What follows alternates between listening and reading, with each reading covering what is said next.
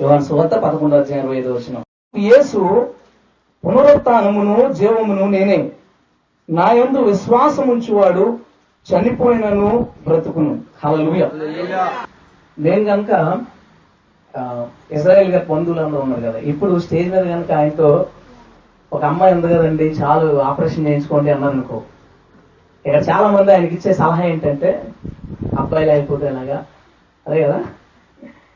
బయట వెళ్ళినప్పుడు ఏదైనా ఇంకా మార్పు చెందని వాళ్ళ మధ్యన ఆయన ఉన్నప్పుడు కనుక నేను కానీ ఎవరైనా అమ్మాయి అయితే అండి అబ్బాయి అయితే ఏముందండి ఆపరేషన్ చేయించండి చాలు అంటే అలా చెప్పే మాట ఏంటంటే కొడుకు లేకపోతే ఎలాగా పరిస్థితి, కొడుకు ఉండాలి కదా. అదే చాలా మంది అంటారు.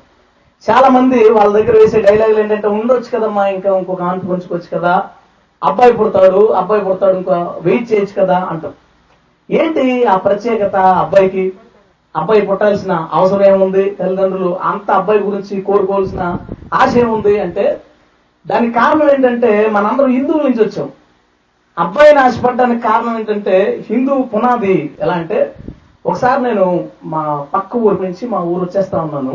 ఎవరో చనిపోతే ఊరు మధ్యలో ఉంటది గోదావరి కాలువ, అక్కడ చేస్తారు, దహనం చేస్తారు. అక్కడ దూరంగా దహనం అవుతుంది, ఇక్కడ అందరూ ఉన్నారు. మా ఫ్రెండ్ ఒకడు అక్కడికి వచ్చాడు. నేను వెళ్తా తన పలకరిస్తే నేను వాడి దగ్గర ఆగాను. మాట్లాడుకుంటా ఉన్నాం దేని గురించో, ఎవరో చనిపోతా అంటే సమ్ ఏదో చెప్తా ఉన్నాడు, ఇలా చనిపోయాడు. ఆ పక్కన ఇద్దరు మాట్లాడుకుంటున్నారు. ఏమనంటే ఆడికి కొడుకుంటే బాగుండేది, ఇద్దరు కూతుళ్ళే, కొడుకుండి తలకరువు పెట్టుంటే పున్నామ నరకం నుంచి తప్పించుకుందుడు, ఇప్పుడేమో డైరెక్ట్ నరకానికి పోయి ఉంటాడు అన్నాడు. నా చెవిలో ఆ మాట పడిన తర్వాత నాకు కొంచెం విచిత్రంగా అనిపించింది. చాలా మంది ఆ మాట అనుకున్నారు కానీ నేను ఎప్పుడు దాన్ని సీరియస్ గా తీసుకోలేదు. ఎందుకు ఆ మాట ఆ చెవిలోకి వెళ్ళినప్పుడు నిజమేనా, వీళ్ళందరూ నమ్ముతారేంటి, కొడుకు తలకరువు పెడితే డైరెక్ట్ స్వర్గం తలుపులు తెచ్చుంటాయంట. ఆ టైంలో ఈ చనిపోయిన వ్యక్తి అలా తలకొరువు పెట్టగానే ఆత్మ అటు ఇటు తిరిగే ఆత్మలా డైరెక్ట్ స్వర్గానికి వెళ్ళిపోద్ది అనమాట. వాళ్ళ నమ్మకం అది. నేను ఇంటికి వెళ్ళిన తర్వాత అసలు అది ఎక్కడి నుంచి వచ్చింది వీళ్ళకి ఆ నమ్మకం అని దాని గురించి నా దగ్గర కొన్ని పుస్తకాలు, వేదాలకు సంబంధించిన పుస్తకాలు ఇంటర్నెట్ నుంచి డౌన్లోడ్ చేసిన కొంచెం ఆ చరిత్రలో నేను చదవడం ప్రారంభించాను. జనరల్ గా మనందరి మనస్తత్వం ఎలా ఉంటుందంటే, హిందువులు ఏదైనా నమ్మకాన్ని కలిగి ఉన్నప్పుడు అది మన చెవిలో పడగానే నవ్వుతాం, వెటకారంగా నవ్వుతాం, చాలా ఈజీగా తీసుకుంటాం, చాలా చీప్ గా ఆలోచిస్తాం. వాళ్ళకి ఏమీ తెలియదు, వాళ్ళు ఏదో చేస్తా ఉంటారు ఏదో అనుకుంటా ఉంటాం. నేను కూడా అలా అనుకున్నాను. కానీ దాని గురించి నేను చదువుతా ఉన్నప్పుడు దేవుడు దాని నుంచి నాతో మాట్లాడినప్పుడు కొన్ని సంగతులు నేను సిగ్గుపడేలా చేశాయి. వాళ్ళ సాంప్రదాయాన్ని అంత వెటకారంగా చూసినందుకు సిగ్గుపడేలా చేశాయి. అయితే ఆ చిన్న మాట ఈ రోజు ఒక ప్రసంగం అయింది. హల్లెలూయా. అయితే వాళ్ళ నమ్మకానికి కారణం ఏంటంటే, బృహదారణ్యకారోపనిషత్తులో ఒక మాట ఉంటది. ఏమనంటే అపుత్రస్య గతిర్నాస్తి స్వర్గో వచైనా వచః. అపుత్రస్య గతిర్నాస్తి అంటే పుత్రుడు లేకపోతే గతి లేదట.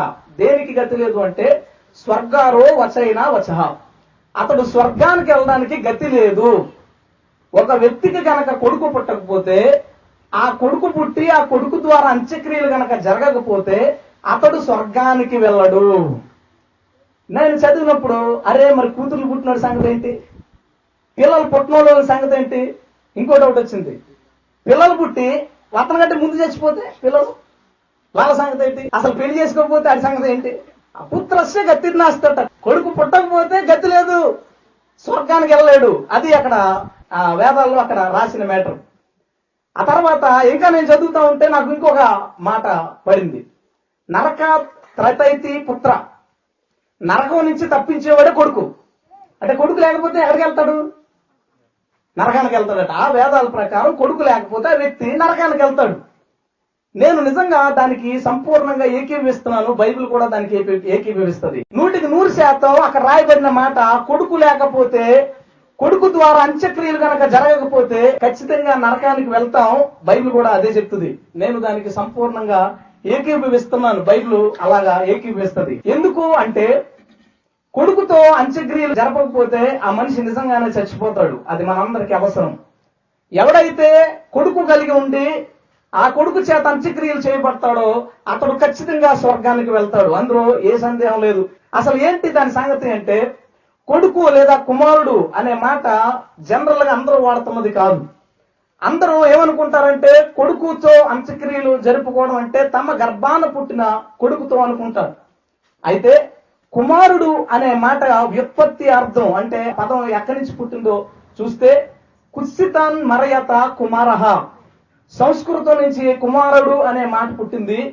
కుత్సితాన్ మరయత కుమారహ అంటే ఎవరైతే పాపాల నుంచి రక్షిస్తాడో, కుత్సితన్ అనగా పాపములు, కుత్సితన్ మరయత కుమారహ అంటే పాపాలని హరించువాడే కుమారుడు.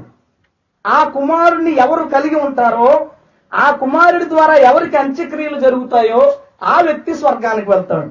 కుమారుడు అనే మాటకు అర్థం ఏంటంటే కుత్సితములను హరించువాడు. ఇద్దరు భార్య భర్తల కలయిక వల్ల పుట్టినవాడు ఒక వ్యక్తి పాపాలను హరించగలడా? ఆ కుమారుడు, వేదాల్లో చెప్పిన కుమారుడు ఇద్దరు భార్య భర్తల కలయిక వలన పుట్టినవాడు కాదు. పాపాలని హరించగల కుమారుడు ఎవరైతే ఉన్నాడో ఆ వ్యక్తి ద్వారా అంత్యక్రియలు జరిగితే ఆ వ్యక్తి స్వర్గానికి వెళ్తాడు. ఈ రోజు మనం కొన్ని ప్రశ్నలకు సమాధానాలు వెతకాలి. ఏంటంటే అసలు ఆ కుమారుడు ఎవరు, అసలు అంత్యక్రియలు చేయాల్సిన పరిస్థితి ఏంటి, ఏ విషయాల్లో అంత్యక్రియలు చేయబడాలి, అంత్యక్రియలు చేయబడిన వ్యక్తి ఎలా ఉంటాడు, అసలు ఆ కుమారుడు ఎవరు, అక్కడే నేను వెతుక్కుంటా ఉన్నాను. అసలు ఆ కుమారుడు ఎవరు అని వెతుకుతా ఉంటే భవిష్య పురాణం ప్రతిసర్గ పర్వం చతుర్యుగ కాండం 19వ అధ్యాయం 17వ శ్లోకం నుంచి 31వ శ్లోకం దాకా అక్కడ జరిగిన సందర్భం, ఒక ఇద్దరి మధ్యన జరిగిన సంభాషణ అక్కడ రాయబడుతుంది. ఏంటంటే శాతవాహనుడు అనే ఒక రాజు మానస సరోవర్ అని హిమాలయాల ప్రాంతంలో ఒక నది జన్మించే ప్రాంతం ఉంటుంది, మానస సరోవర్. ఆ మానస సరోవర్ దగ్గర శాతవాహనుడు అనే రాజు వెళ్తా ఉన్నాడు. అలా నడుచుకుంటా వెళ్తుంటే అక్కడ బంగారు వర్ణం కలిగిన ఒక వ్యక్తి తెల్లని బట్టలు వేసుకుని అక్కడ ధ్యానం చేస్తా ఉన్నాడు. ఈ శాతవాహనుడు, అక్కడ ఇద్దరి మధ్య జరిగిన సంభాషణ అక్కడ రాసింది నేను చెప్తున్నాను. ఆ వ్యక్తి దగ్గరికి వెళ్ళి, ఆ బంగారు వర్ణం కలిగిన వ్యక్తి, ధ్యానం చేసుకుంటున్న వ్యక్తి దగ్గరికి వెళ్ళి, తెల్లని బట్టలు వేసుకున్న వ్యక్తి దగ్గరికి ఈ శాతవాహనుడు భయంతో అయ్యా మీరెవరు అని అడుగుతాడు. అడిగితే అతను చెప్పిన సమాధానం ఏంటంటే నేను ఈ లోకానికి ఒక సత్యాన్ని చెప్పడానికి ఆవిర్భవించిన వ్యక్తిని అని. వెంటనే ఆ శాతవాహనుడు ప్రశ్న అడుగుతాడు, ఏమనంటే నీవు చెప్పబోయే సత్యానికి తగిన ఆచారాలు ఏంటి, ఆ మతంలో ఉండాలంటే ఎలా ప్రవర్తించాలి అని భయంతో అడిగితే అతను చెప్పిన సమాధానం ఏంటంటే నేను చెప్పే సత్యంలో మతాచారాలు ఉండవు, ఒక పరిశుద్ధమైన పేరు ఉంటది, ఆ పేరు ద్వారానే ఇదంతా జరుగుతుంది అన్నాడు. వెంటనే ఈ శాతవాహనుడు రాజు ఆసక్తితో అడిగాడు, అయ్యా నీ పేరు ఏంటి, అయ్యా నీవు ఎందుకు వచ్చావు? ఈ రెండు మాటలు సంస్కృతంలో అతను అడుగుతాడు. ఏమనంటే కో భవానితి తంప్రావా సోభావా చముదాన్వితం అని అడుగుతాడు అతను. ఆ విన్న ఆయన చెప్పిన సమాధానం ఏంటంటే ఏషపుత్రం చమాం విద్ధి కుమారీ గర్భ సంభవం అహం ఏష మసీహ నామ. అంటే ఏషపుత్రం చమాం విద్ధి, నేను దేవుని కుమారుడను, కన్యక గర్భాన్ని ధరించడం ద్వారా నేను జన్మించాను, నా పేరు ఈసా మసీ. హల్లెలూయా.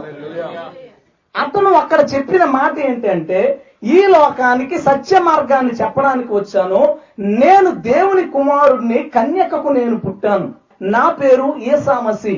మసీహ అనే మాటకి మెస్సియా అని అర్థం, లేదా అభిషిక్తుడు, క్రీస్తు అని అర్థం. ఈసా అనే మాటకి యేసు అని అర్థం. అక్కడ అతను చెప్పుకున్న పేరు ఏంటంటే నేను దేవుని కుమారుణ్ణి, ఈ లోకానికి సత్యాన్ని ప్రకటించడానికి వచ్చాను, నా పేరు యేసు క్రీస్తు. హల్లెలూయా. నిజంగా పుత్రస్య గతిర్నాస్తి, కుమారుడు లేకపోతే దిక్కు లేదు స్వర్గానికి వెళ్ళడానికి. అయితే ఆ పుత్రుడు ఎవరు అంటే యేషపుత్రుడు, దేవుని కుమారుడు. ఆ కుమారుడు గనక లేకపోతే, ఆ కుమారుని ద్వారా అంత్యక్రియలు జరగకపోతే ఈ లోకంలో ఎవడు స్వర్గానికి వెళ్ళలేడు. హల్లెలూయా. అక్కడ చెప్పబడింది భార్య భర్తల కలయిక వల్ల పుట్టిన కుమారుడు కాడు. ఎందుకు కాడు అంటే పాపం చేస్తున్న ఒక తండ్రికి పాపం చేసే ఒక కొడుకు ప్రాయశ్చిత్తాన్ని ఎలా చేయగలడు? మురికి బట్టలను తీసుకెళ్లి మురికి నీటిలో ఉతికితే ఆ బట్ట తెల్లబడతదా? ఏ నీళ్లు కావాలి మురికి బట్టను ఉతకడానికి? మంచి నీళ్లు కావాలి. ఒక పాపి పరిశుద్ధపరచబడ్డానికి ఒక పరిశుద్ధుడు కావాలి, కానీ ఒక పాపి పరిశుద్ధపరచబడ్డానికి మరొక పాపి ఏమీ చేయలేడు. హల్లెలూయా. వేదాలు చెప్తాయి, ఖురాన్ చెప్తుంది, బైబిల్ చెప్తుంది, ఈ లోకంలో జన్మించిన ప్రతి వ్యక్తి పాపి. అలాంటి పాపి తన తల్లిదండ్రులు ఎలా పరిశుద్ధపరచగలడు, ఎలా పవిత్రపరచగలడు? అయితే పవిత్రపరిచే కుమారుడు ఎవరు అంటే అతనే యేసా మసీహ్, యేసుక్రీస్తు. హల్లెలూయా. బైబిల్ ఈ విషయంలో మౌనంగా ఉండదు. నిజమే, హిందువులకే కాదు, క్రైస్తవులకే కాదు, ఎవరికైనా కుమారుడు లేకపోతే విమోచన లేదు. కుమారుడు లేకపోతే విమోచన లేదు. బైబిల్ చెప్తుంది, యెషయా గ్రంథం 7:14 ప్రభు తానే ఒక సూచక్రియ చేయను, కన్యక గర్భవతి అయి కుమారుని కను. యెషయా 9:6 అందరికీ తెలిసిన మాటే. యాలే అనగా మనకు శిశువు పుట్టెను. ఎవరికి అనుగ్రహించబడ్డాడు కుమారుడు? మనకి కుమారుడు అనుగ్రహించబడ్డాడు. హల్లెలూయా. పుత్రులు లేని వాడు ఎవడూ లేడు. ఎవడైతే యేసుక్రీస్తుని అంగీకరిస్తాడో వాడు కుమారుణ్ణి కలిగిన వాడు. మనకి కుమారుడు అనుగ్రహించబడ్డం ఏంటి? సాధారణంగా ప్రార్థన చేసేటప్పుడు ఏమని చేస్తాం? తండ్రి యేసయ్యా అని ప్రార్థన చేస్తాం. యేసు ప్రభుని మనం ఏమంటాం? తండ్రి అని పిలుస్తాం. యేసయ్యా, యేసు పక్కన అయ్యా చేర్చి యేసయ్యా అని పిలుచుకుంటాం. కానీ బైబిల్ ఏం చెప్తుందో తెలుసా? యేసు మనందరికీ కుమారుడుగా జన్మించాడు. ఎందుకు కుమారుడుగా జన్మించాడు అంటే అపుత్రస్య గతిర్నాస్తి, పుత్రుడు లేకపోతే గతి లేదు. కాబట్టి యేసుక్రీస్తు మనందరికీ కుమారుడుగా జన్మించాడు. ఈ కుమారుని ద్వారా ఎవరైతే తలగొరివి పెట్టించుకుంటారో, ఈ కుమారుని ద్వారా ఎవరికైతే అంత్యక్రియలు జరుగుతాయో ఆ వ్యక్తి స్వర్గానికి వెళ్తాడు, నరకాన్ని నుంచి ఖచ్చితంగా తప్పించుకుంటాడు. హల్లెలూయా. అందుకని యేసు ప్రభు తాను మనుష్య కుమారుడు అని చెప్పుకున్నాడు. దేవుని కుమారుడు అయిన ఈయన మనుష్య కుమారుడు అని ఎందుకు చెప్పుకున్నాడు? నీవెవరు అని అడిగితే నేను పలానా సత్యనారాయణ గారి అబ్బాయిని అని చెప్పుకుంటాను. లేదా మా అమ్మగారి పేరు సత్యవతి, నేను పలానా సత్యవతి గారి అబ్బాయిని చెప్పుకుంటాను. అంతకంటే వేరే చెప్పుకోవడానికి నాకు కుదరదు. ఇక్కడ ఎవరిని ప్రశ్నించినా ఎవరో ఒక తండ్రి పేరు, ఒక తల్లి పేరు, వారికి నేను పుట్టాను, నా తల్లి ఆమె, నా తండ్రి ఆమె. కానీ యేసుక్రీస్తు అలాగా కాదు. ఆయన మనుష్య కుమారుడు, మానవ జాతి అంతటికి ఆయన కుమారుడు. కాబట్టి ఆయన పేరునందరికీ పదే పదే మనుష్య కుమారుడు అని చెప్పుకుంటాడు. హల్లెలూయా. ఆయన మానవ జాతి అంతటికి కుమారుడు. ఎందుకు కుమారుడిగా పుట్టవలసి వచ్చింది? అసలు ఎందుకు ఆ కుమారుని అవతారం? దేవుని కుమారుడు అంటే అర్థం ఉంది. దేవుడు మనిషిగా అవతరించి కుమారుడు పేరు పెట్టుకున్నాడు, కడపటి ఆదాం. కాబట్టి మనిషి కుమారుడు అని ఎందుకు చెప్పుకోవాలి? దేవుని కుమారుడు అని చెప్పుకోవాల్సినాడు మనిషి కుమారుడు అని ఎందుకు చెప్పుకున్నాడు? ఎందుకు చెప్పుకున్నాడు అంటే లేవీ కాండంలో ఒక మాట రాయబడింది. లేవీ కాండం 25:48 నుంచి నేను చదువుతాను, జాగ్రత్తగా వినండి. తనను అమ్ముకొనిన తరువాత వానికి విడుదల కావచ్చును. ఎలాగా? వాని సహోదరులో ఒకడు వానిని విడిపించవచ్చును. వాని పినతండ్రియే గాని, పినతండ్రి కుమారుడే గాని, వాని వంశములో వాని రక్త సంబంధియే గాని వానిని విడిపించవచ్చును. ఎలాగట? కావలసిన క్రయధనము వానికి దొరికిన ఎడల విడిపించుకొనవచ్చును. 51వ వచనంలో ఆ క్రయధనానికి ఒక పేరు పెడతాడు. ఏమనంటే విమోచన క్రయధనము. ఇక్కడ ఒక వ్యక్తి తనను తాను గనక అమ్మేసుకుంటే ఆ వ్యక్తి ఎలా విడుదలవ్వాలో అక్కడ రాశాడు. చాలా జాగ్రత్తగా ఉందండి ఈ మాట. ఒక వ్యక్తి తనను తాను గనక దేనికైనా అమ్మేసుకుంటే, అంటే అప్పుల వలన, లేదా అనారోగ్యం వలన, లేదా ఏదైనా సమస్య వలన, నా దగ్గర ఏమీ లేదు బాబు, నన్ను నువ్వు కొనేసుకుని నాకు కొంచెం డబ్బులు ఇస్తే ఆ డబ్బు ద్వారా నా సమస్యను తీర్చుకుని నా జీవితాంతం నీ కొలువు చేస్తాను అని మనిషి ఇంకొక మనిషికి అమ్ముడిపోతాడు. అలా ఒక వ్యక్తి గనక మరొక వ్యక్తి కనుక అమ్ముడైపోతే ఆ వ్యక్తి విడుదల ఇక్కడ రాస్తున్నాడు. ఎవరు విడుదల చేయొచ్చు అంటే తన సహోదరుడు కానీ, తన పినతండ్రి గాని, తన పినతండ్రి కొడుకు గాని. ఆ తర్వాత మరొక మాట రాశాడు, తన వంశములో ఉన్న తన రక్త సంబంధి అయిన ఎవరైనా క్రయధనాన్ని గనక ఇచ్చేస్తే, ఎంతో కొంత డబ్బు గనక ఆ కొనుక్కున్న వాడికి ఇచ్చేస్తే ఈ వ్యక్తి విడుదలవుతాడట. తన వంశంలో రక్త సంబంధి ఎవరు? నా వంశంలో నాకున్న రక్త సంబంధి ఎవరంటే నా కొడుకు. నా వంశంలో నాకున్న ఇప్పుడు రక్త సంబంధి ఎవరంటే నా కొడుకు. ఆ రక్త సంబంధి గనక క్రయధనాన్ని ఇచ్చేస్తే, నేను గనక ఎవరికైనా అమ్ముడుపోతే నేను విడుదలవుతానట. హల్లెలూయా. యేసు ప్రభు కుమారుని అవతారం ఎందుకు ఎత్తాడు అంటే ఈ యావత్ మానవాళి ఒక అతనికి అమ్ముడుపోయింది. ఆ అమ్ముడుపోయిన ఈ మానవ జాతిని విడుదల చేయడానికి, మానవ జాతికి రక్త సంబంధిగా ఆయన జన్మించాల్సి వచ్చింది. అందుకని ఎబ్రీ పత్రిక 2వ అధ్యాయంలో ఆ మాట మనకు రాయబడింది. 14 నుంచి, కాబట్టి ఆ పిల్లలు రక్త మాంసములు గలవారైనందున ఆ ప్రకారమే మరణం యొక్క బలము గలవారిని, అనగా అపవాదిని మరణము ద్వారా నశింపజేయుటకు, జీవిత కాలమంతయు మరణ భయము చేత దాస్యమునకు లోనైన వారిని విడిపించుటకు ఆయన కూడా రక్త మాంసముల్లో పాలివాడైను. ఎలయనగా ఆయన ఎంత మాత్రము దేవదూతల స్వభావాన్ని ధరించుకొనక అబ్రహాము సంతాన స్వభావాన్ని ధరించుకున్నాడు. కావున ప్రజల పాపములను పరిహారము చేయుటకై దేవుని సంబంధమైన కార్యముల్లో కనికరము నమ్మకం గల ప్రధాన యాజకుడు అగు నిమిత్తము అన్ని విషయములోనూ ఆయన తన సహోదరుల వంటి వాడు కావలసి వచ్చెను. హల్లెలూయా. మానవ జాతి అంతా పాపానికి కారకుడైన అపవాదికి అమ్ముడుపోయిందంట. అమ్ముడుపోయిన ఈ మానవ జాతిని మరలా తిరిగి కొనుక్కోవడానికి దేవాది దేవుడు మనుష్య కుమారుని అవతారం ఎత్తి మనలాగా రక్త మాంసాలు ధరించి మన సహోదరుడు వంటి వాడయ్యాడు. మన కుమారుడై మనం విడిపించబడ్డానికి ఎంత డబ్బైతే కావాలో, ఎంత విమోచన క్రయధనం అయితే కావాలో, ఆ విమోచన క్రయధనం అంతా సాతానుకి చెల్లించి ఆ మానవ జాతిని విడుదల చేయడానికి యేసయ్య కుమారుని అవతారం ఎత్తాడు. హల్లెలూయా. ఇప్పుడు మనకి 2 సమస్యలు తీరాయి. కుమారుడు ఎవరు? యేసుక్రీస్తు. ఎందుకు కుమారుని అవతారం ఎత్తాడు అంటే, మానవ జాతి అమ్ముడైపోయింది సాతానికి. అమ్ముడైపోయిన మానవ జాతి మళ్ళా విడుదలవ్వాలంటే తన వంశంలో ఒక రక్త సంబంధి విడుదల చేయాలి. ఆ రక్త సంబంధి అవడానికి యేసుక్రీస్తు శరీరాన్ని రక్తాన్ని ధరించుకుని మనందరికీ కుమారుడిగా జన్మించి ఆ డబ్బుని, ఆ విమోచన క్రయధనాన్ని చెల్లించడం కోసం ఈ లోకానికి వచ్చాడు. చాలా బాగుంది. అయితే ఇప్పుడు ఈ విడిపించడానికి ఆయన క్రయధనం చెల్లించాలి కదా. ఈ చెల్లించాల్సిన అవసరం ఎందుకు వచ్చింది? ఏ విషయంలో మనిషి అమ్ముడుపోయాడు అపవాదికి? 2 విషయాలు చెప్తాను. మొదటిది విశ్వాసం విషయంలో అమ్ముడయ్యాడు సాతానికి. రెండోది ప్రవర్తన విషయంలో అమ్ముడయ్యాడు. ఈ 2 విషయాల్లో ప్రతి మనిషి తనను తాను అమ్మేసుకోవడం వలన యేసుక్రీస్తు మన కోసం క్రయధనాన్ని చెల్లించాల్సి వచ్చింది. ఎలాగంటే, నేను 9th చదువుతున్నప్పుడు 10th గురించి ఎక్కువ ఆశలు, నేను కలెక్టర్ అవ్వాలని ఆశపడ్డాను. కలెక్టర్ అవ్వాలి, బాగా చదివేవాడిని. చాలా మంది ఖచ్చితంగా నువ్వు అవుతావురా అనేవాడు. నేను సమాజాన్ని బాగు చేసేయాలి, ఏదో ఉంటది కదా ఆవేశం. ఈ ప్లాన్ లో ఉన్నప్పుడు నా ఫ్రెండ్ ఒకడు శ్రీధర్ అని, అతను బ్రాహ్మణ్. అతను అన్నాడు నాతో, నువ్వు గుడి చుట్టూరు మోకాలతో ప్రదక్షిణాలు చేస్తే నువ్వు అనుకున్నది జరుగుతుంది అని. నేను కలెక్టర్ అవ్వాలనే ఆశతో మా ఊర్లో ఉన్న ఒక గుడి, దాని చుట్టూరు ప్రతి వారం ఒకసారి 27 ప్రదక్షిణాలు మిట్ట మధ్యాహ్నం చేసేవాడిని మోకాళ్ళతో. 27 అయ్యేసరికి నా మోకాళ్ళు వాచిపోయి కురుపులు అయ్యాయి. వాటర్ పట్టేసి వారం రోజుల పాటు ఆయింట్మెంట్ రాసి తగ్గించుకుని మరలా నెక్స్ట్ వీక్ తిరిగేవాడిని. ఒకవేళ తగ్గకపోతే దెబ్బలు 2 వారాల తర్వాత తిరిగేవాడిని. నేను నా విశ్వాసాన్ని దానికి అమ్మేసుకున్నాను. నేను నా విశ్వాసాన్ని నా అజ్ఞానం చేత దానికి అమ్మేసుకున్నాను. విష్ణుమూర్తి అని ఒక అతను ఉండేవాడు పిఠాపురంలో, రోడ్డు పక్కన జాతకాలు చెప్పే ఆయన. టైం దొరికితే నేను అతని పక్కన కూర్చుని చేతిరేఖలు, పంచాంగాలు ఇవన్నీ నేర్చుకుని అదే నిజం అని నమ్మేవాడిని. ఎప్పుడు నా జేబులో నిమ్మకాయ పెట్టుకుని తిరిగేవాడిని. నా విశ్వాసాన్ని ఆ నిమ్మకాయకి అమ్ముకున్నాను. నేను నా విశ్వాసాన్ని నిమ్మకాయకి అమ్ముకున్నాను. అలా ఎంతమంది లేరా? వెళ్ళేటప్పుడు బండికి 3 నిమ్మకాయలు కట్టుకుని, ఈ నన్ను కాపాడతాయి, నాకు చాలు.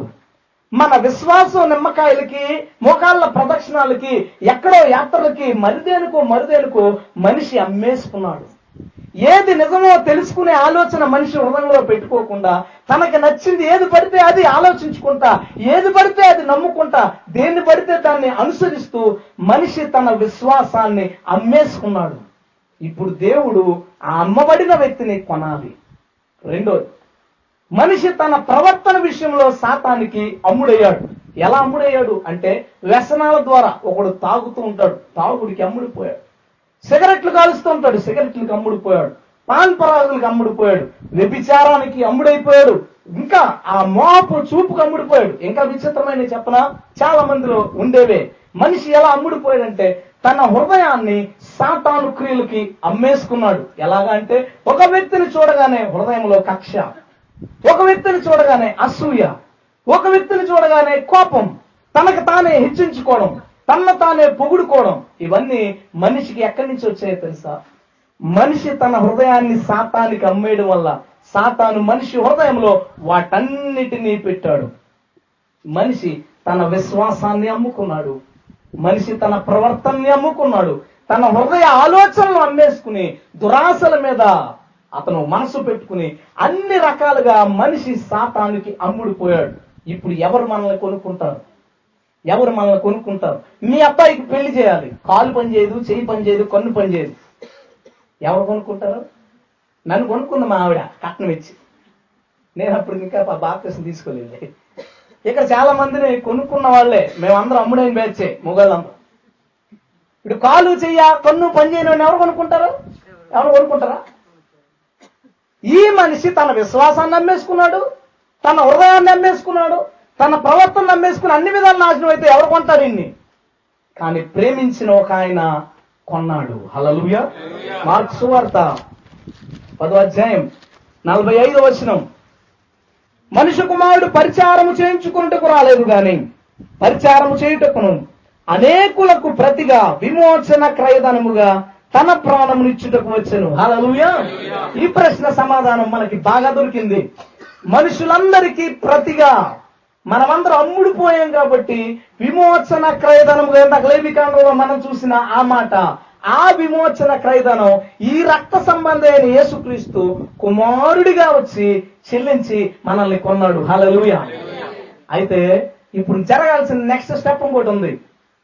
ఇప్పుడు ఒక వ్యక్తి స్వర్గానికి వెళ్ళాలంటే ఇంకొక స్టెప్ మాత్రం మిగిలిపోయింది. ఏంటి అది అంటే అంత్యక్రియలు జరగాలి. అంత్యక్రియలు జరగాలి. కుమారుడు ఎవరో తెలియని వాళ్ళు చాలా మంది ఉన్నారు. అయితే కుమారుడు ఎవరు అంటే పాపములను పరిహరించువాడు, కుత్సితములను పరిహరించువాడే కుమారుడు. అతను యేసుక్రీస్తు ఒక్కడే, ఇంకెవరు లేరు. అయితే ఆ కుమారుడు ఎవరో తెలిసింది సరే, ఆ కుమారుడు యందు విశ్వాసం ఉంచి యేసు ప్రభువుని మనం కుమారుడిగా మనం స్వీకరిద్దాం. ఎప్పుడు ఆలోచన మనకు రాలేదు. ఆ మాట విచిత్రంగా అనిపిస్తుంది. యేసు ప్రభు మన కొడుకేంటి, మన తండ్రిగా ఫీల్ అవుతాం. కానీ ఆయన ఆ పాత్రని పోషించాడు, మనకి కుమారుడు. మనం అలాగే స్వీకరిద్దాం. ప్రభువా, నీవు నా రక్త సంబంధి, నా పాపాలకు తగిన మూల్యమంతా చెల్లించావు, ఫైన్. ఆ తర్వాత జరగాల్సింది ఏంటంటే అంత్యక్రియలు. ఏ వ్యక్తి అయితే ఈ కుమారుడి ద్వారా అంత్యక్రియలు జరుగుతాయో ఆ వ్యక్తికే స్వర్గం. ఈ కుమారుడిని తెలుసుకుంటే స్వర్గం కాదు, ఈ కుమారుడిని ప్రేమిస్తే స్వర్గం కాదు. కానీ ఆ కుమారుడి ద్వారా అంత్యక్రియలు జరిగితే ఆ వ్యక్తికి స్వర్గం ప్రాప్తిస్తుంది. అంత్యక్రియలు అంటే ఏంటి? ఒక వ్యక్తి చచ్చిపోయిన తర్వాత అతని డెడ్ బాడీని కూడా ఏ మూలనా ఉంచకుండా పాతి పెట్టేయడమో కాల్చి పాడేయడమో చేస్తే దానిని అంత్యక్రియలు అంటారు. యేసుక్రీస్తుని నమ్ముకున్న వ్యక్తి నమ్ముకోక ముందున్న జీవితాన్ని సంపూర్ణంగా తగలబెట్టకపోతే, సంపూర్ణంగా చంపేసి దానికి అంత్యక్రియలు చేయకపోతే ఆ వ్యక్తికి స్వర్గం రాదు. ఇక్కడే క్రైస్తవ్యం ఆగిపోయింది. క్రైస్తవం ఎక్కడి వరకు వచ్చింది అంటే చాలా దూరం పరిగెట్టింది. కుమారుడు దాకా వచ్చాము, కుమారుడిని విశ్వసించేదాకా వచ్చాం, కుమారుడిని ప్రకటించేదాకా వచ్చాం. కానీ ఆ కుమారుడి చేత అంత్యక్రియలు దాకా రాలేదు. బైబిల్ చెప్తుంది, కాగా క్రీస్తునందు ఎవడైనా ఉంటే వాడు నూతన సృష్టి, పాతవి గతించెను, ఇదిగో క్రొత్తవాయెను. హల్లెలూయా. ఎలాగ పాతవి గతిస్తాయంటే పాతవి పూర్తిగా నాశనం చేయబడాలి, పాతవి పూర్తిగా చచ్చిపోవాలి. అప్పుడే ఆ వ్యక్తి నూతన సృష్టి అవుతాడు. బయట వాళ్ళది ఒక రకమైన అజ్ఞానం, లోపల వాళ్ళది ఇంకొక రకమైన అజ్ఞానం. బయట వాళ్ళ అజ్ఞానం ఏంటంటే తమ శరీరేచ్ఛల ద్వారా పుట్టిన వ్యక్తి తమ పాపాలని పరిహరిస్తాడేమో, నేను ఎన్ని రకాలుగా జీవించినా పర్లేదు, నా కొడుకు తలకొరువు పెడితే నేను స్వర్గానికి వెళ్ళిపోతాను. అది బయట వారి అజ్ఞానం. లోపల వారి అజ్ఞానం ఏంటంటే మాకు నిజమైన కుమారుడు దొరికాడు, యేసు ప్రభు నా పాపాలకి తన రక్తాన్ని చెల్లించాడు, సో నేను స్వర్గానికి వెళ్ళిపోతాను. అది ఒక రకమైన అజ్ఞానం. దానికంటే పెద్ద అజ్ఞానం ఇది. ఎందుకు అంటే నువ్వు చావకుండా నిత్య జీవానికి వెళ్ళవు. హల్లెలూయా. నీవు ఖచ్చితంగా చనిపోవాలి. ప్రభు మన మొదట ఎత్తుకున్న మాట అదే, నేనే పునరుత్థానాన్ని జీవాన్ని, నా యందు విశ్వాసం ఉంచువాడు ఎన్నడూ చనిపోడు. దాని తర్వాత ఒకవేళ చనిపోయినా అతడు తిరిగి బ్రతుకును, మరెన్నటికీ చనిపోడు. హల్లెలూయా. ప్రభునందు విశ్వాసం ఉంచిన వాడికి దేవుడు నిత్య జీవాన్ని ఇస్తాడు. ఆ నిత్య జీవాన్ని ఇవ్వాలంటే యేసుక్రీస్తు ద్వారా, అనగా దేవుని వాక్యం ద్వారా మనం చచ్చిపోవాలి. సంపూర్ణంగా మన పాత ఇచ్చలు, పాత విశ్వాసాలు, పాత ఆలోచనలు పూర్తిగా చచ్చిపోతేనే ఆ వ్యక్తి ప్రభువులో మరలా జన్మించినట్టు నిత్య జీవానికి వెళ్తాడు. మన క్రైస్తవం ఎలా ఉందంటే, పాస్టర్ గారు నాకు బాప్తిసం ఇవ్వండి అంటే ఆ వ్యక్తి చచ్చిపోయాడా లేదా నీకు అవసరం లేదు, తీసుకెళ్ళి ముంచుతా. పాస్టర్ గారు నేను సేవ చేయడానికి వెళ్ళాలనుకుంటాను, ఆ వ్యక్తి చచ్చిపోయాడో లేదో నువ్వు ఆలోచించవు. వ్యక్తి తన పాత జీవితంలో చచ్చిపోయి తీరాలి. చావని వాడికి నిత్య జీవం లేదు. చావని వాడికి నిత్య జీవం లేదు. చాలా మంది మునిగాము, గేదెలు నీటిలో మునిగినట్టుగా. వాటికి మారు మనసు తెలీదు, స్నానం చేస్తాయి. అలా మనం కూడా అలాగా మారు మనసు లేకుండా, మారు మనసు అంటే పాతవి చచ్చిపోవడం, అలా పాత జీవితం చచ్చిపోకుండా నీటిలో మునిగిన వాళ్ళు చాలా మంది ఉన్నాం. నేను బాప్తిజం తీసుకునేటప్పటికి క్రికెట్ చూస్తా ఉన్నాను. నాకు తెలీదు చచ్చిపోవాలన్న సంగతి, నాకు ఎవరు చెప్పలా. నేను బాప్తిజం తీసుకుని సేవ స్టార్ట్ చేసినప్పుడు తెలిసింది నాకు, ఓ నేను అలాగా టైం వేస్ట్ చేయకూడదు అనమాట. నేను క్రైస్తవుణ్ణి, అలాంటి లోక సంబంధమైన దాని దగ్గర కూర్చోకూడదు అన్నమాట అన్న సంగతి నేను బాప్తిజం పొందేసిన 4 సంవత్సరాలకు తెలుసుకున్నా. నాకంటే అజ్ఞానం ఎవడు ఉంటాడు? అలాంటి స్టేజ్లోకి ఎంతమంది ఉన్నాం? చచ్చిపోకుండా ప్రభువులో సాగిపోతూ, పాత జీవితాన్ని చంపుకోకుండా, అదే అలవాట్లు, అదే మాట తీరు, అదే ఇష్టాలు, అదే ప్లేసులు, మనం వెళ్ళే ప్లేసులు, పార్కులు, ఎంజాయ్మెంట్లు, బీచ్లు, అల్లర్లు, సరదాలు, ఎంటర్టైన్మెంట్లు. నువ్వు చచ్చిపోకుండా ఎలాగ ప్రభు నిన్ను స్వర్గానికి తీసుకెళ్తాడు? ఇది నీ హృదయంలో గట్టిగా పెట్టుకోవాల్సిన సంగతి. మనిషి పాత జీవితం చచ్చిపోకుండా నిత్య జీవం అనేది ప్రభు ఇవ్వడు. మన కుమారుడే అయినా, కానీ ఆ కుమారుడు అంత్యక్రియలు చేయబడ్డాయా నీకు? ఒకవేళ అంత్యక్రియలు చేయబడితే నీ లక్షణాలు ఎలా ఉంటాయి? నేను వాటిని నెమ్మదిగా చదువుతాను. ఒకవేళ నీవు అంత్యక్రియలు చేయబడకపోతే ఈ రోజు చేయబడాలి. హల్లెలూయా. కొరింథీయులకు రాసిన మొదటి పత్రిక 13వ అధ్యాయం 4వ వచనం నుంచి, ప్రేమ దీర్ఘకాలము సహించును, దయ చూపించును. నేను వీటిని ఎక్స్ప్లెయిన్ చేయను, అంత టైం మనకు లేదు, కానీ నేను చెప్తాను, జాగ్రత్తగా ఉండండి. ప్రేమ దీర్ఘకాలము సహించును, దయ చూపించును.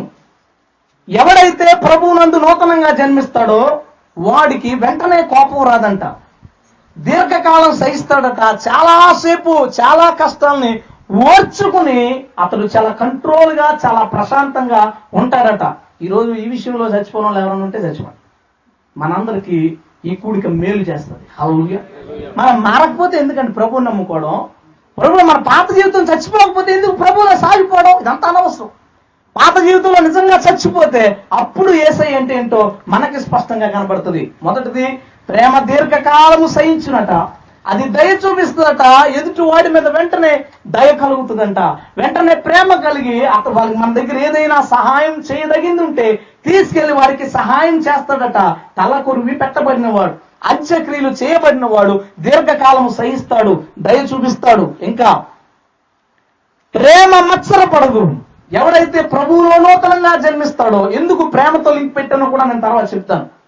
ప్రేమ మత్సరపడదట. మత్సరం అనగా అసూయ. ఆ వ్యక్తి పేరెత్తితే నీ ముఖం మాడిపోతా ఉందా? ఆ వ్యక్తిని తలుచుకుంటే కోపం వస్తా ఉందా? ఆ వ్యక్తి కనబడితే బుర్ర చాటేస్తా ఉన్నావు పక్కన. అసూయ నీ మీద, నీలో పనిచేస్తావు.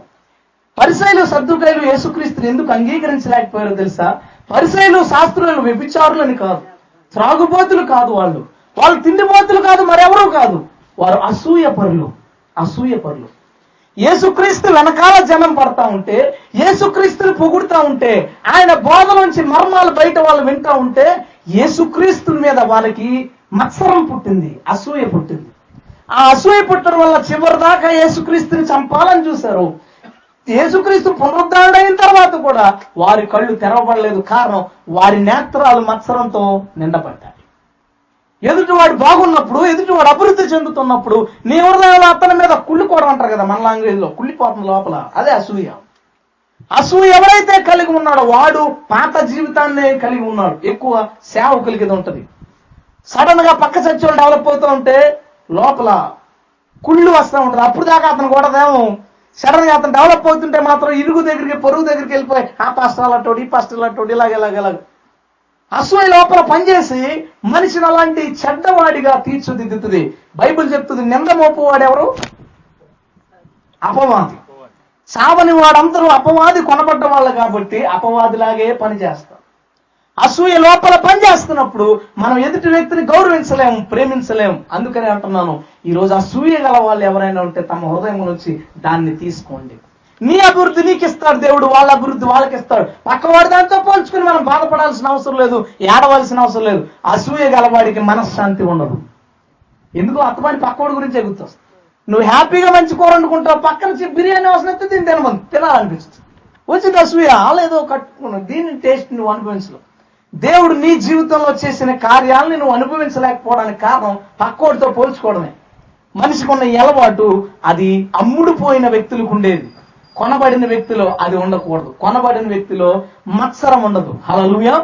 తర్వాత ప్రేమ డంబముగా ప్రవర్తించదు, అది ఉప్పొంగదు.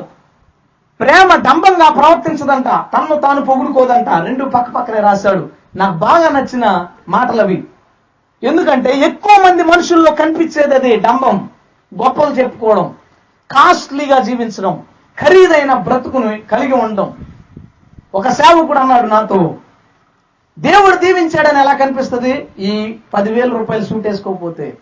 కానీ పౌలు అంటాడు, మేము చూచుటకు దరిద్రులా కనబడతాం, మిమ్మల్ని ధనవంతులుగా చేయుటకు. హల్లెలూయా. పౌలు సేవకుడు కాదా? పౌలు దైవజనుడు కాదా? పౌలు నన్ను పోలు నడుచుకోమన్నాడు. అదే నా పౌలు పోలు నడుచుకోవడం అంటే. పౌలు యేసుని పోలు నడుచుకున్నాడు. క్లియర్ గా యేసు ఎలా ఉన్నాడో దేనత్వం కలిగి అలాగే పౌలు ఉన్నాడు. ఈ రోజు సేవకులు ఎలా ఉన్నందుకే విశ్వాసులు అలా తయారయ్యారు. సేవకుల్లో పోలంత డంబం పెద్ద పెద్ద కొండలుగా ఉంది, అది విశ్వాసులకు పాకి పెద్ద పెద్ద గర్విష్ఠులుగా, ఖరీదైన వ్యక్తులుగా, విలాసవంతమైన జీవితాలు కలిగిన వాళ్ళుగా సంఘం అవ్వడానికి కారణం ఈ లక్షణం వారిలో లేదు. డంబం ఎవరిది లక్షణం? సాతానుది. ప్రేమ దేవుని లక్షణం. హల్లెలూయా. ఆ ప్రేమ పువ్వు చేయలేవి చెప్పేది కాదు, ఆ ప్రేమ ఈ లక్షణాలు కలిగింది. ఎవడైనా క్రీస్తు ద్వారా అంత్యక్రియలు చేయబడితే, క్రీస్తులో అతను నూతనంగా జన్మిస్తే అతడి హృదయంలో డంబం ఉండదు. అతడు తన్ను తాను గొప్పలు చెప్పుకోడు, తను తాను పొగుడుకోడు, ప్రజలందరి దగ్గర తాను ఎవరో ప్రకటించుకోడు. ఈ రోజుల్లో మాకు మేమే పబ్లిసిటీ, ప్రతి ఒక్కరు ఎవరికాడే పబ్లిసిటీ. నేను ఎలా పాడతానో తెలుసా, నేను ఎలా వాక్యం చెప్తానో తెలుసా, నేనేటో తెలుసా. ఆదిమ సంఘంలో పబ్లిసిటీ ఎవరు? కార్యాలు జరిగితే, మనసులు మారితే వాళ్లే పబ్లిసిటీ. ఈ రోజు పబ్లిసిటీ అవి కాదు, టీవీలు, వాల్ పోస్టర్లు, మనం చెప్పుకునే డంబాలు మనకు పబ్లిసిటీ. పాత రోజుల్లో పబ్లిసిటీ ఎవరు తెలుసు? పాతకాలంలో పబ్లిసిటీ ఎవరు తెలుసా? దెయ్యాలు పౌలు వెళ్ళిపోతున్నా సర్వోన్నతునైన దేవుని సేవకులు ఈ చేతనే పబ్లిసిటీ. ఏంటది చిత్రం? వారు నిజమైన సేవకులు, వాళ్ళకి పబ్లిసిటీ అవసరం లేదు, దేవుడు చేసుకుంటాడు వాళ్ళకి పబ్లిసిటీ. హల్లెలూయా. దేవుడు దెయ్యాలు చేస్తే వాళ్ళకి పబ్లిసిటీ. మన వాటితో పని లేదు, హ్యాపీగా మనమే పొగుడుకోవడం, మనమే గర్వించుకోవడం, రకరకాల ఖరీదైన వాటితో మనల్ని మనం నింపుకుంటూ మనం డంబం కలిగి ప్రవర్తిస్తా ఉన్నాం. బైబిల్ చెప్తుంది, ప్రేమ డంబము కలిగి ప్రవర్తించదు. హల్లెలూయా. క్రీస్తునందు నూతనంగా జన్మించిన వాడు ఎవడైనా ఉంటే తనకు తాను గొప్పలు చెప్పుకోడు, డంబంగా ప్రవర్తించడు, తనదే గొప్ప అనే ఫీలింగ్ తో అతడు ఉండడు. ఇంకా కిందకు వెళ్దాం. అమర్యాదగా నడవదు. ప్రేమ అమర్యాదగా నడవదు. ఎదుటి వ్యక్తిని గౌరవిస్తుందట, ఎదుటి వ్యక్తిని గౌరవిస్తుంది. మన ప్రేమ ఏంటి చెప్పనా? ముఖం మీద అయ్యగారు మీలాంటి వాళ్ళు ఎవరు లేరండి, వెనకాల నిజంగా ఆడలేట ఎవడు ఉండడు, వెనకాల మాట జస్ట్ అదే చిన్న చేంజ్. ప్రేమ అమర్యాదగా నడవదు. ఎంతమంది అమర్యాదగా ప్రవర్తిస్తా ఉన్నాం ఎదుటి వాళ్ళతో, మన తల్లిదండ్రులతో, మన స్నేహితులతో, మన సేవకులతో.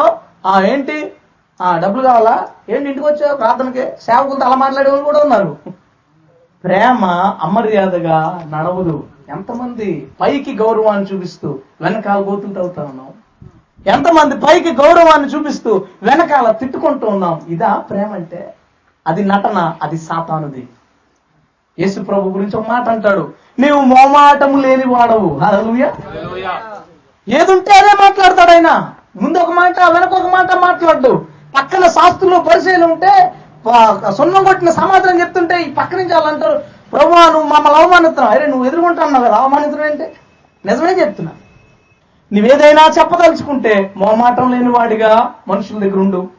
నీ గౌరవంలో నిష్కలంకమైనదిగా ఉండాలి. నీ గౌరవం ఎదుటి దగ్గర పైకి ఒకలాగా వెనకొకలాగా. ఇది ప్రేమ కాదు.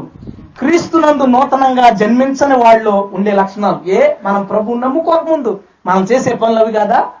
మనం ప్రభువు నమ్ముకోకముందు పైకి ఒకలాగా మాట్లాడి వెనకాల ఇంకొకలాగా మాట్లాడలేదా? ఇప్పుడు ప్రభువు నమ్ముకున్నావు కదా, తేడా ఏంటి?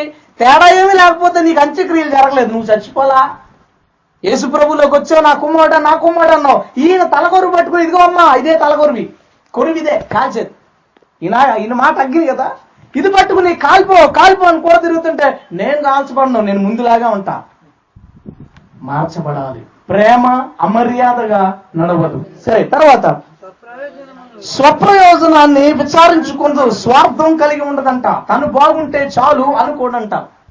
తన స్వప్రయోజనం కోసం ఎదుటి వాళ్ళు పాడైపోయినా పర్లేదు అనుకోడంట. ప్రేమ తాను నష్టపోయినా ఎదుటి వాడికి మేలు చేస్తుంది. హల్లెలూయా. మళ్ళీ అలాంటి లక్షణాలు లేకపోతే ఈ రోజు ఖచ్చితంగా వాటిని తెచ్చుకోవాల్సిన అవసరం ఉంది. ఇంకా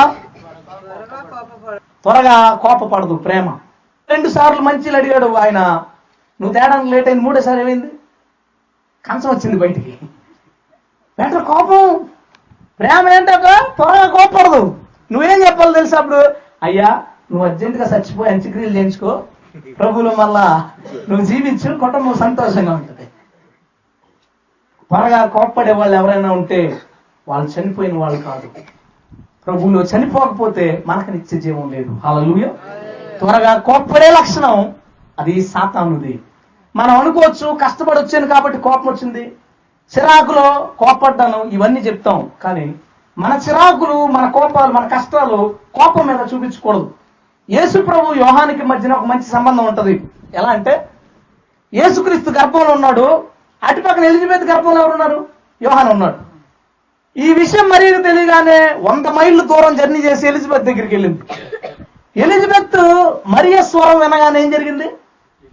ఎలిజబెత్ కడుపులో ఉన్న యోహాను, అబ్బా నా ప్రభువుని కన్న తల్లి వచ్చింది, ఈయనకి 6 నెలల్లో ఈ నాలెడ్జ్ ఎక్కడి నుంచి వచ్చిందమ్మా? లోపల కడుపులో గెంతులు వేస్తున్నాడు. అంటే పుట్టక ముందు నుంచి వీళ్ళ మధ్య రిలేషన్ అలా ఉంది. ఎందుకు అలా ఉందంటే, యెషయా గ్రంథంలోనే రాశాడు కదా, యేసుక్రీస్తు పుట్టక ముందు ఒక అతను వస్తాడని. ఆ వ్యక్తి వస్తున్నాడు, ఇతరు వీళ్ళ వస్తారు. ఎప్పుడో 1000 ఏళ్ల క్రితమే రాయబడింది. వీళ్ళ సంబంధం అలాంటిది. ఇంత క్లోజ్ రిలేషన్ ఉంది వీళ్ళకి. అతనేమో అరణ్యంలో ఉన్నాడు పుట్టిన తర్వాత, ఇతనేమో కమ్మరపల్లిలో ఉన్నాడు. బాప్తిసం తీసుకునేటప్పుడు కలుసుకున్నారు ఇద్దరు. మళ్ళీ చాలా సంవత్సరాల తర్వాత మళ్ళా చూపులతోనే మాట్లాడుకున్నారు. అయిపోయిన తర్వాత యేసు ప్రభు వేగంగా పరిచయం చేస్తూ ఉన్నట్టుంటే, యోహాను చచ్చిపోయాడు, తన తల నరకబడిందనే వార్త యేసు ప్రభుకి అందింది. వార్త అందగానే అతను తన శిష్యులను వదిలేసి ఏకాంతంగా అరణ్యానికి వెళ్ళాడు. ఎందుకు వెళ్ళాడు? మరలా నేను కూడా వెళ్ళిపోవాల్సి ఉంది, నేను కూడా చచ్చిపోవాల్సి ఉంది, నా ప్రాణ స్నేహితుడు చచ్చిపోయాడు. అందుకంటే బాధ ఎవరికైనా ఉంటుందా? పుట్టక ముందు 1000 సంవత్సరాల ముందు నుంచి వాళ్ళిద్దరికి ప్రవచనాల్లో సంబంధం. బయటకు రాకుండానే ఆ తల్లుల స్వరం వినగానే కడుపులో గెంతులు వేసే సంబంధం, పరిచర్యలో సంబంధం. సడన్ గా చచ్చిపోతే దుఃఖంతో ఉన్నాడు. ఒంటరిగా వెళ్ళిపోయాడు అరణ్యానికి. ఒంటరిగా వెళ్ళిన సిచ్యువేషన్స్, ప్రార్థన కాకుండా బాధపడడానికి వెళ్ళిన సిచ్యువేషన్ అదొకటే. ఆ సందర్భంలో యేసుక్రీస్తు అరణ్యంలో ఉన్నాడన్న సంగతి తెలిసి ప్రజలు వస్తే ఆయన వారి మీద కనికరపడి వారికి వాక్యం చెప్పాడు. హల్లెలూయా. మనమైతే ఏం చెప్తాం తెలుసా? ఏమయ్యా పని పాటు లేదా, రేపు వస్తాను, ఈ రోజు నా మనసు బాగోలేదు. మన కోపాలు, మన చిరాకులు, మన ప్రెజర్స్ అన్ని ఇతరుల మీద రుద్రం మనకిష్టం. కానీ యేసయ్య అలాగా చేయలేదు. హల్లెలూయా. ప్రభు అలాంటి వాడు కాదు. ప్రభువులో చనిపోయిన వాడు ప్రభులాగా మార్చబడతాడు. హల్లెలూయా. ప్రేమ అలాగా త్వరగా కోపడేది కాదు. ఇంకా అపకారాన్ని మనసులో ఉంచుకున్నది. అయిపోయింది, ఎవడు సాగలేదు ఇక్కడ. ఇంకా అపకారాన్ని మనసులో ఉంచుకోదట ప్రేమ. ఆమె కనపడగానే నీకేం గుర్తొచ్చింది? వారం రోజుల క్రితం పంచదార తీసుకెళ్ళలేదుగా. వాడిని చూడగానే డబ్బులు ఇస్తానని హ్యాండ్ ఇచ్చాడు. వీడిని నమ్మకూడదు. ఆడు నా కూడా వస్తానని చెప్పి ఏమేమో ఫోన్ స్విచ్ ఆఫ్ చేసావు. ఆడు కనపడగానే 6 నెలలైనా సంవత్సరమైనా నీ మనసులో కనపడేది అదే. మీ అత్తగారితో, అత్తలతోని మామలతోని మాట్లాడిన బ్యాచర్గా చాలా ఉంటాయి. ఎందుకు? పెళ్లి పందిరిలో మీ అమ్మగారు ఏదో అన్నాడు ఆయన. ఎన్నేళ్ళు అయింది? మొన్నే ఒక 7-8 సంవత్సరాలు అయింది. మరి ఎందుకు మాట్లాడలేదు? ఎందుకు మాట్లాడలేదు అంటే, నువ్వు సావలేదు కాబట్టి. నువ్వు చచ్చితే మాట్లాడతావు. నువ్వు చచ్చిపోతే అపకారం నీ మనసులో ఉండదు. అపకారం నీ మనసులో లేకపోతే ప్రేమ నీలోంచి బయటకు వస్తుంది. హల్లెలూయా. ఎంతో మంది సంవత్సరాలు గడుపుతూ ఉన్నా ఆ అపకారాలు హృదయాల్లో దాచుకుని ఎదుటి మనుషులతో సఖ్యత కలిగి ఉండట్లేదు. చాలా మంది తమ తల్లిదండ్రులతో మాట్లాడిన వాళ్ళు, తమ బంధువులతో, ఇటీవల ఒక సహోదరుడు నాకు చెప్పాడు, బ్రదర్ నేను చాలా కరెక్ట్గా ఉంటాను, చాలా సంవత్సరాల క్రితం ఆమె నన్ను ఇలాగంటే అప్పటి నుంచి నేను ఆవిడతో మాట్లాడను. అది చాలా గొప్ప విషయమా? నరకానికి తీసుకెళ్లే విషయం. నీవు నీ పట్ల అపరాధం చేసిన వారిని మనస్ఫూర్తిగా క్షమించకపోయినలా పరలోకమందున్న మీ తండ్రి మిమ్మల్ని క్షమించడు. మనమట మన పట్ల అపరాధం చేసిన వాళ్ళని మనస్ఫూర్తిగా హృదయపూర్వకంగా క్షమించకపోతే దేవుడు మన పాపాలను క్షమించడంటే ఇంకా పాపులుగానే ఉంటుంది. ఎప్పుడో ఎవరో ఏదో చిన్న మాట అన్నారు, ఏదో అపకారం నీకు వచ్చింది ఆ వ్యక్తి ద్వారా, ఎన్ని సంవత్సరాలు గడిచినా ఆ పేరు ఎత్తుతా ఉంటే నీ హృదయంలో కోపం వస్తా ఉందంటే నువ్వు చావలేదు, నరకానికి వెళ్తావు. ఏ డౌట్ లేదు అందులో, సందేహం లేదు. నరకానికి వెళ్ళడానికి యేసుప్రభు నమ్ముకోవడం ఎందుకండి? నరకానికి వెళ్ళడానికి యేసుప్రభు నమ్ముకోవడానికి బోల్డ్ దారులు ఉన్నాయి. ఎన్ని పాపాలన్నా చేయొచ్చు. అక్కడికే అడ్రస్ ఒకటే, చిన్న పాపమైన పెద్ద పాపమైన ఒకటే అడ్రస్ అయినప్పుడు ఇది ఎందుకోవడం ఎందుకు? నువ్వు ఇదే కనుక ఎంచుకుంటే ఆ కుమారునితో నీవు తగలబెట్టబడు, ఆ కుమారుని చేత నీవు కాల్చబడు. నీకు ఎవరైతే అపరాధం చేశారో ఆ నిమిషంలో నిన్ను తిట్టుకున్నా ఆ వ్యక్తి కనపడగానే నీ హృదయాంతరంగాల్లోంచి నవ్వు రావాలి. హల్లెలూయా. ఎంతో ప్రేమగా వారిని కలుసుకోగలగాలి. నేను ఈ మాట చెప్పగలను నిజంగా. నా మీద ఒకవేళ ఎన్ని రకాల అభాండాలు వచ్చినా, సేవా పరిచయలు ఎన్ని సమస్యలు వచ్చినా, నాకు ఆ వ్యక్తులు కనపడినప్పుడు హృదయంలో నుంచి నాకు సంతోషం వస్తుంది. దేవుడు నన్ను చంపేశాడు. హల్లెలూయా. అది చావక ముందు మనశ్శాంతి లేదు, గుర్తొచ్చి బాధ, ఆ వ్యక్తి అలాగెందుకు చేశాడు, నేను ఎప్పుడు చిన్న అపకారం కూడా తలపెట్టలేదు, ఎందుకు అతను నాకు అలాంటి అపకారం తలపెట్టాడు, బాధ, దుఃఖము, ఒక్కొక్కసారి కోపము. నాకు దేవుడు మాట్లాడాడు, నువ్వు నిమిషంలో చచ్చిపోతే నరకానికి వెళ్తావు ప్రభువా, ఆ వ్యక్తికి నా పరలోకాన్ని ఇవ్వడు. హల్లెలూయా.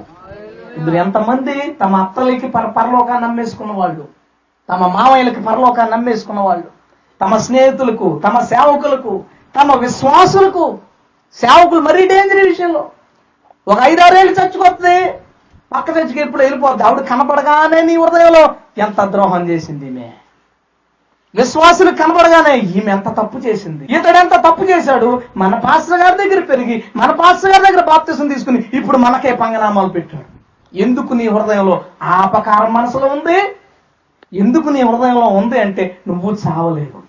కుమారుడు ఎవరో తెలుసు, కానీ ఆ కుమారుడి చేత నీవు అంత్యక్రియలు చేయబడలేదు కాబట్టి నీకు అపరాధం చేసిన వాళ్ళని, నీ స్థలాన్ని దొంగిలించిన వాళ్ళని, ఈ రోజు ఇక్కడ స్థలం ఉంది, ఆ పక్కన ఇల్లు కట్టుకునేటప్పుడు ఒక 4 అడుగుల స్థలాన్ని దాంట్లో కలిపేసుకున్నాడు అనుకో, నువ్వు లేనప్పుడు దాని గురించి ఎన్ని సంవత్సరాలైనా గొడవ పడతావు. ఆ గొడవ పడినంతకాలం అతని ముఖం చూడవు. ఇంకో కొంతమంది అటుపక్క తలుపే తీరు.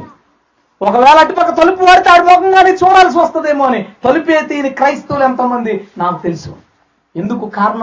ఎందుకు కారణం అంటే చావని క్రైస్తవులు సంఘంలో, హృదయాల్లో యేసు ప్రభు చేత తలకొరివి పెట్టుకొని జీవితాలు ఉండడం వల్ల మనం ఈ ప్రేమను సాధించలేని వారుగా ఉన్నాం. ప్రేమతో ఎందుకు లింక్ పెట్టాడో తెలుసా దేవుడు? ప్రేమ లేనివాడు మరణమందు నిలిచి ఉన్నాడని బైబిల్ చెప్తుంది. మరణం అనగా నరకం. రెండే ఇప్పుడు ఉన్నాయి. కుమారుడి చేత అంత్యక్రియలు చేయించుకుంటావా? ప్రేమను సంపాదించుకోలేవా? నిత్య నరకానికి వెళ్తావు. కుమారుని తెలుసుకోవడం వల్ల నీకు వచ్చే ప్రయోజనం ఏముంది? ఇంకా కిందకెళ్తే, దుర్నీతి విషయంలో సంతోషపడక సత్యమందు సంతోషపడును. ప్రేమ కలిగిన వాడు చెడ్డ దాంట్లో ఆనందించడంట, అనవసరమైన దాంట్లో సంతోషించడంట. మనం ఆటలకు వెళ్తాం, డ్యాన్సులకు వెళ్తాం, ఎంజాయ్మెంట్లకు వెళ్తాం, సరదాలకు వెళ్తాం. అయితే ప్రేమ కలిగిన వాడు చెడ్డ దానిలో సంతోషించడంట. ఇది ఎవడు సాధించగలడు? ప్రేమ కలిగిన వాడు అసత్యమందు సంతోషించడు, సత్యమందు సంతోషించడు. సత్యం అంటే ఏంటి? యేసుక్రీస్తు చెప్తారు కదా 17వ అధ్యాయం యోహాను సువార్తలో, నీ వాక్యమే సత్యము. హల్లెలూయా. దేవుని వాక్యం ఏదైతే చెప్తుందో దానిలోనే సంతోషిస్తాడు క్రైస్తవుడు. వాక్య సంబంధం కానిది, లోక సంబంధమైన దాంట్లో ఆ వ్యక్తి ఆనందిస్తున్నాడు అంటే అతనిలో ప్రేమ లేదు. ఏదో చూడాలి, ఏదో అనుభవించాలి. అది వాక్య సంబంధం కానిదా, దైవ సంబంధం కానిదా, నీకు ఉపయోగం లేనిదా, అయితే దాని యందు నువ్వు సంతోషిస్తుంటే నీలో ప్రేమ లేదు. దాన్ని గమనించుకోండి. అన్నిటికీ అబ్బో ఏంటి ఎంత భయంకరంగా చెడినా అన్నీ తట్టుకుంటుందా ప్రేమ? అన్నీ తట్టుకోగలమా? కష్టాలు వచ్చినప్పుడు అంటాం ప్రతిదానికి ఒక బోర్డర్ ఉంటుంది, ఒక హద్దు ఉంటుంది, ఓర్పుకి కూడా హద్దు ఉంటుంది అని మాట్లాడతాం. బైబిల్ అంటుంది హద్దులు లేకుండా ఉండాలి, ఎంతైనా తట్టుకోవాలి, ఎంతకాలమైనా భరించాలి. దాన్ని సాధకం చేయండి. దేవుని ఆత్మ అలా ఉండడానికి సహాయం చేస్తాడు. ఇంకా అన్నిటినీ నమ్మును, అన్నిటినీ నిరీక్షించును, అన్నిటినీ ఓర్చును, ఎంతకాలం? ప్రేమ శాశ్వత కాలం ఉండును. హల్లెలూయా. వీటన్నిటినీ కలిగిన వాడే ప్రభువులో మరలా జన్మించిన వాడు. ఆ మరలా జన్మించిన వాడి లక్షణాలు నీకు రాలేదనుకో, ఈ లక్షణాల్లో ఏమైనా నీలో లేవనుకో, దానికి అర్థం ఏంటంటే సగం గాలిని శవం అంటారు తెలుసా? విన్నారు ఎప్పుడు? సగం కాలిన శవం కాటి కాపర పెడతారు. ఎందుకు పెడతారంటే సగం కాలు ఒకవేళ ఆరిపోతుంటే అటు పోయి వేస్తా ఉంటాడు అనమాట. ఇప్పుడు నేను కాటి కాపర్ని, సగం కాలిన బ్యాచినప్పుడు నేను తగలెట్టాలన్నమాట. సగం కాలితే అసలు కాలకపోతే ఎవడో ఏం చేయలేడు. సగం కాలిన జీవితాలు ఏంటంటే కొన్ని ఉన్నాయి. చదువుతుంటే అమ్మయ్య ప్రభువా ఇది నాకు పని అయింది, కింద చదువుతుంది అబ్బో ఇలా ఉందంటే అనిపిస్తుందా అంటే నువ్వు సగం కాలేవు అనమాట. నువ్వు పూర్తిగా కాలాలి. కాటి కాపర్ల చేత కాల్పించుకోండి. హల్లెలూయా, హల్లెలూయా. మనం ప్రభువులో తిరిగి జన్మించకపోతే మనకే ఉపయోగం లేదు. మనందరికీ కుమారుడు ఉన్నాడు, మంచిది. ఆ కుమారుడి చేత మనము తలకొరివి పెట్టబడి మనము చనిపోయి మరలా తిరిగిలో జన్మించి కొరింథీ పత్రిక 13:4-7 దాకా ఉన్న ఆ లక్షణాలని మనం సాధించగలిగితే మనం ప్రభువులందు మరలా జన్మించినట్టు స్వర్గానికి ఖచ్చితంగా మనం చేరుకుంటాం. హల్లెలూయా. ప్రభు క్రయధనాన్ని ఎవరో వృధా చేయొద్దు. ఆయన చాలా కష్టపడి అక్కడి నుంచి వచ్చాడు. పక్క ఊరు నుంచి, పక్క దేశం నుంచి రాలేదు, పక్క లోకం నుంచి మన కోసం వచ్చి మనకి ఎంత డబ్బు అయితే ఇవ్వాలో, ఎంత క్రయధనం అదంతా ఇచ్చాడు. ఒక్క రక్తం బొట్టు కూడా దాచుకోకుండా. ఆ వ్యక్తిని మనం కలుసుకున్నాం కాబట్టి ఆ కుమారుణ్ణి పాపాలని విడుదల చేయగల ఆ కుమారుడిని మనం కలుసుకున్నాం కాబట్టి ఖచ్చితంగా ఆయన వాక్యం ద్వారా చనిపోదాం, ఆయనలో తిరిగి జన్మించి ప్రభు రూపంలోకి వద్దాం. అందరూ లేచి నిలబడితే ప్రార్థన చేసుకుంటాం.